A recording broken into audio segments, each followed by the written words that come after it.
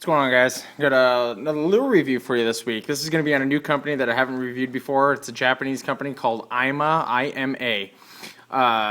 Just called Ima, but spelled I-M-A. This is the Ima Flit. It's a ripbait. Just picked it up today, and we're going to do a little review on them.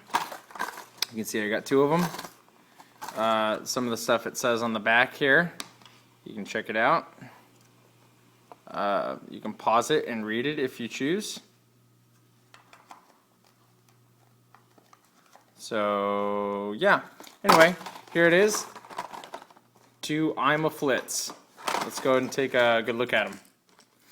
Alright guys, so here they are out of the package. Gonna go over the first impressions that I have. I got a small chance to fish with these a little bit, and I'll go over what I think about them here in a minute. But let's go ahead and go over some of the specs on it. There's two Ima Flits sizes. They have an Ima Flit 100 and an Ima Flit 120. The Ima Flit 100 has a length of 3.9 inches and a weight of 3/8 of an ounce and a diving depth of 3 to 5 feet. And it is suspending. They're both suspending. The Ima Flit 120, which is what these are, have a length of 4.75 inches, a weight of a half an ounce, and a diving depth of 6 to 8 feet. They come standard with owner stingers. These are number 6. You know my policy that I really like my baits to have black nickel hooks, and the fact that these are owner stingers is just a plus. Owner stingers to me are fantastic because they have a number one, they're black nickel, and the wire on them is very thick, so you know that they're not going to straighten out very easily at all. So and obviously they're sharp, but sharp, I guess sharp is sharp to me, so that's not something that I'm here to judge. But anyway, very, very sharp, sticky sharp, but very, very beautiful lure, you guys.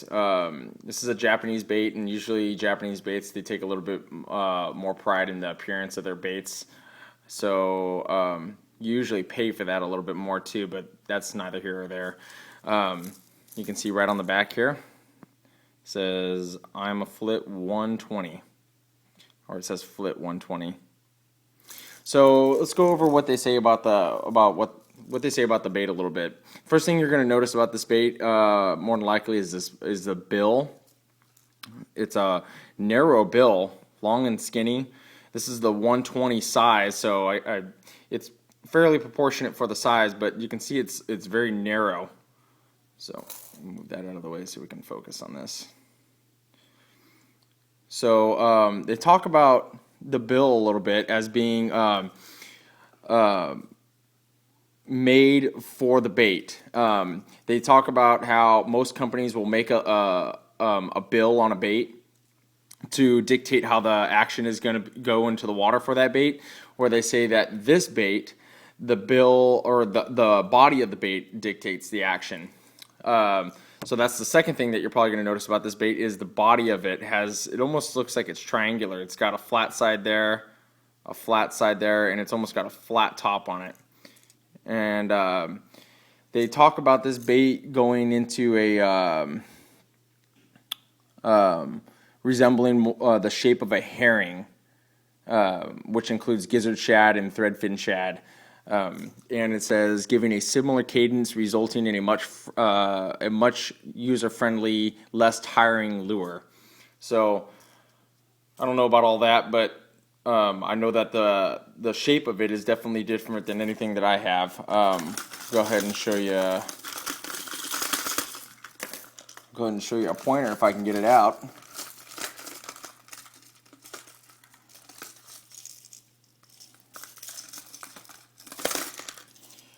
So here is a Pointer 100, and here is an Ima Flit 120. So kind of notice what they look like. The Pointer is obviously much beefier, even though they weigh, I think, the same amount. This one might be 5/8 of an ounce, and this one might be, I think this one is a half an ounce, like I said. But I mean, they're very, very close in weight. So just to kind of give you guys a little comparison. Now let's look at the internal chamber. There's no real internal casting chamber on this. The first time I went to cast it out, I bird nested my bait caster up pretty decently. I was used to casting the pointers, and I threw this thing out, and it didn't. My bait caster didn't like that very much. I only had one issue with it though, and that was that first cast. I guess it takes some getting used to. But you can see that it has these triangular sections in it that house. This one houses 4 BBs and this one houses 5 BBs. There's 2 BBs up here, and then there's a large BB here and another large one here. Those are probably more like the ballast for the bait. But they talk about you can hear the rattle in it. But they talk about doing these chambers like this so it could be a little louder, I guess. So more surface area for the BBs to bounce off of in there. So yeah, I'm gonna go over these 2 colors. I went with this Phantom Crawl color because it's kind of transparent, so I figured it might work pretty decently in clearer waters. It's got this lavender back. It's coming up on the camera more like a blue, but it's very, very light purple. So, and then you've got that craw pattern on the side, and it's kind of pearl too because there's a little bit of yellow in it. So anyway, this one is Phantom Craw.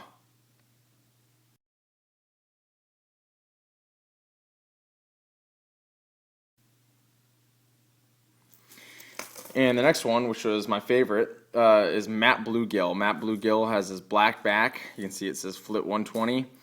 Goes into that just typical bluegill pattern on the side with the orange throat. And it's got kind of a white, off-white belly and this blue head. So there's Matte Bluegill.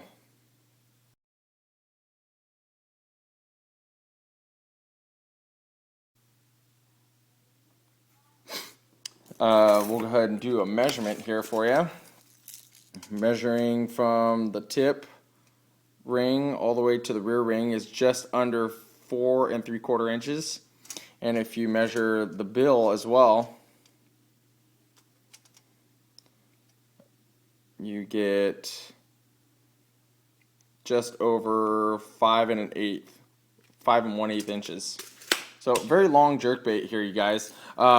My impression of it is that there's not a lot of rolling action. It's very, very subtle, the rolling action in the water. If you were to do a straight retrieve, it would roll very, very subtle, where a pointer rolls like this. This thing rolls very, very subtle like this. So not as much of even though it's a large bait, there's not a ton of action on it for me, which isn't a bad thing because sometimes you want a more subtle of approach. But it has a great darting action in the water. So, and if you get the opportunity, go to the Ima Flits, or not Ima Flit, but imalure.com, and they have a video of showing this what it looks like underwater, and it looks great. So, and that's pretty much what it performed like for me. But the thing that I noticed about it is that it has a real subtle rolling action on it, where, like I said, a pointer is like this. I mean, very pronounced. So, anyway, check these things out. Very, very beautiful. Great components on them. Ima Flit 120. Thanks for watching, guys, and we'll try to do another lure review next week. Thanks.